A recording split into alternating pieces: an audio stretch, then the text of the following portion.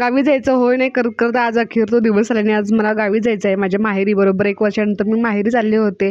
अहमदनगर ते कोल्हापूर, कोल्हापूरच्या पुढचा प्रवाससुद्धा मला करायचा होता. तर डायरेक्ट बस काही मिळाली नाही. अहमदनगर सांगली बस पकडली जी कराडला उतरली. तर कराडला उतरल्यानंतर पुणे क्रॉस केलं आणि साताऱ्याच्या अलीकडं जेवढ्यासाठी गाडी थांबली होती. सातारा क्रॉस केलं त्याच्यानंतर मग कराड आलं. कराड जसं जवळ आलं तसं मग बरं वाटलं, कारण उन्हाच्या झळा थोड्याशा कमी झाल्या होत्या. ह्या उन्हाळ्यामध्ये प्रवास करणं खरं तर मुश्किल काम होतं. कराडला आल्यानंतर थोडीफार खाऊ घेतला आणि मग कोल्हापूरला परत आम्ही यायला निघालो. तावडे हॉटेलला आल्यानंतर इथलं सगळं जुन्या आठवणींना उजाळा मिळाला. जसं कोल्हापूरमध्ये प्रवेश केला तसं भारी वाटलं. CBS स्टँडवरती माझा भाऊ मला न्यायला आलेलाच होता. तो तिथं हजर होता. मग तो आल्यानंतर त्याची भेट घेतली आणि मग परत आम्ही गारगोटी गाडी पकडली.